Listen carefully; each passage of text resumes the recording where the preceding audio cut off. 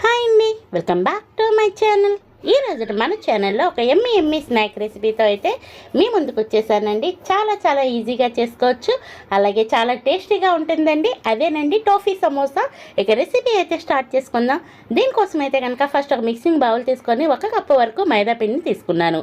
ఇక్కడ మైదా పిండి అయినా వాడుకోవచ్చు, లేదంటే గోధుమ పిండిని కూడా వాడుకోవచ్చు. నెక్స్ట్ అయితే 1 స్పూన్ వరకు నెయ్యిని కానీ బటర్ని కానీ వేసుకోండి.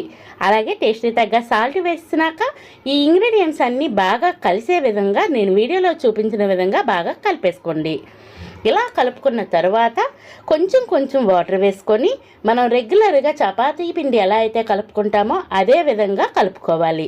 ఇక్కడ పిండి మనం ఎంత బాగా కలుపుకుంటే మనకి స్నాక్స్ అనేవి అంత క్రిస్పీగా వస్తాయండి. ఇలా స్మూత్గా వచ్చేంత వరకు కలుపుకున్న తర్వాత దీనిని మూత పెట్టేసి ఒక 15 మినిట్స్ టు 1 అవర్ అయితే కనుక, టైం ఉంటే 1 అవర్, లేదంటే ఒక 15 మినిట్స్ రెస్ట్ ఇచ్చేయండి. నెక్స్ట్ అయితే కనుక స్టవ్ వెలిగించి ఒక కళాయి పెట్టుకొని ఒక 1/2 స్పూన్ వరకు ఆయిల్ వేసుకోండి. ఆయిల్ వేడైనాక ఒక 1/2 స్పూన్ చొప్పున ఆవాలు, 1/2 స్పూన్ చొప్పున జీలకర్రని వేసుకోండి. ఈ రెండింటిని బాగా ఫ్రై చేసుకోండి. ఇలా ఫ్రై అయిన తర్వాత ఇందులో ఒక 1/2 స్పూన్ వరకు అయితే కారాన్ని వేసుకోండి. ఇక్కడ పచ్చికారం అంటారు కదండి, అదే కారాన్ని ఇక్కడ వాడాను. మంచి కలర్ వస్తుందండి. అలాగే ఒక 1/2 స్పూన్ వరకు పసుపుని వేసుకోండి. ఈ రెండింటిని దోరగా ఫ్రై అవనివ్వండి.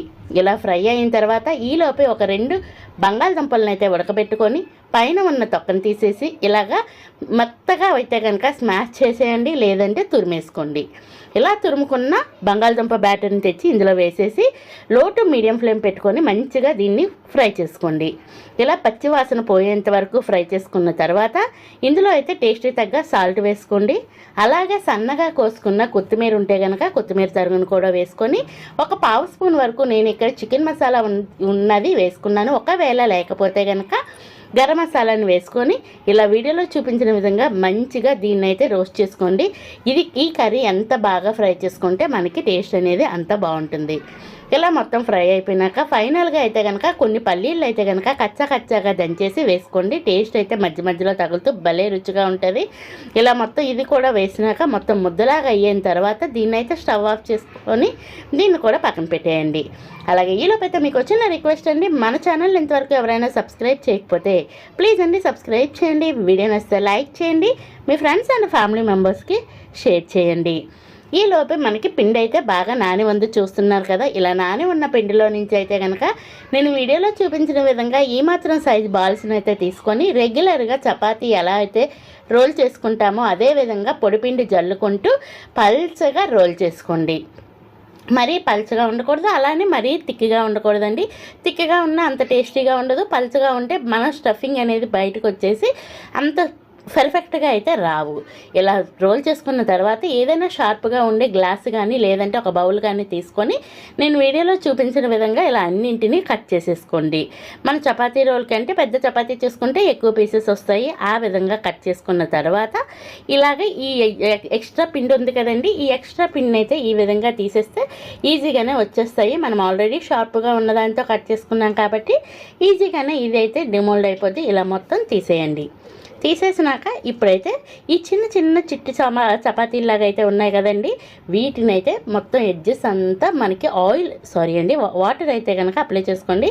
ఇలా వాటర్ అప్లై చేయడం వల్ల ఏంటంటే మనకి బాగా స్టిక్ అవుతుంది. అలాగే ఈలోపు అయితే కర్రీ అయితే రెడీ చేసి పెట్టుకున్నాం కదా, అందులో నుంచి చిన్న బాల్స్ లాగా రెడీ చేసి ఇలా సిలిండర్ కర్రీ షేప్ లాగా ఇచ్చి దీన్ని అయితే కనుక ఒక చిట్టి చపాతీ పైన అయితే వేసేయండి. ఇలా పెట్టేసి మొత్తం నేను వీడియోలో చూపించిన విధంగా రోల్ చేసేయండి. రోల్ చేసేసి మొత్తం కవర్ అయ్యే విధంగా దీన్ని అయితే కనుక ఈ పిండితో కవర్ చేసుకోండి. ఎక్కడ గ్యాప్ లేకుండా మొత్తం కవర్ చేసుకోండి. గ్యాప్ ఉంటే కనుక ఆయిల్లో ఫ్రై చేసినప్పుడు ఇంకా విడిపోద్దండి. ఇలా మొత్తం కవర్ చేసుకున్న తర్వాత ఈ రెండింటిని మనకి ఎలాంటి చాక్లెట్ ఎలా అయితే ఉంటుందో ఆ విధంగా అటు ఇటు ఎడ్జెస్ అనేది కవర్ చేసేసి ఇలా రోల్ చేసేయండి. ఇలా అన్నింటినీ ఇదే విధంగా చేసుకోవాలండి. మొత్తం కంప్లీట్గా అయినాకైతే మీకు చూపిస్తాను. అలాగే ఇంకొకటి కూడా మీకోసం అయితే చూపిస్తున్నాను, చూడండి. ఎడ్జెస్ని కాస్త అటువైపు ఇటువైపు గట్టిగా నొక్కేస్తే మనకి స్టఫింగ్ అనేది బయటకు రాకుండా ఉంటుంది. అన్నీ ఇదే విధంగా రెడీ చేసి పెట్టేసుకున్నాను. ఇలా రెడీ చేసి పెట్టుకునే లోపే నేను డీప్ ఫ్రైకి ఆయిల్ కూడా పెట్టేసుకున్నానండి. ఆయిల్ అయితే కనుక మీడియం హీట్లో ఉన్నప్పుడు మన కళాయిలో గిన్నెలో ఎన్ని సరిపోతాయో అన్నింటినీ వేసేయండి. అతుక్కుంటాయనే భయం అయితే లేదు. ఫ్రీగా వేగేటట్టు కాకపోతే వేసుకుంటే బెస్ట్ అండి.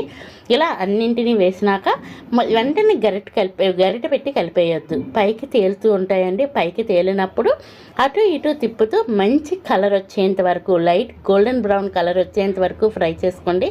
చాలా చాలా టేస్టీగా ఉంటాయి. టమాటో కెచప్తోనైనా బాగుంటాయి, లేదంటే నార్మల్గా అలా తినేసినా కూడా చాలా బాగుంటాయి. ఒకసారి ట్రై చేసినాక రెసిపీ ఎలా వచ్చిందో కామెంట్ బాక్స్ ద్వారా తెలియచేయండి. Ready to eat. Thank you for watching.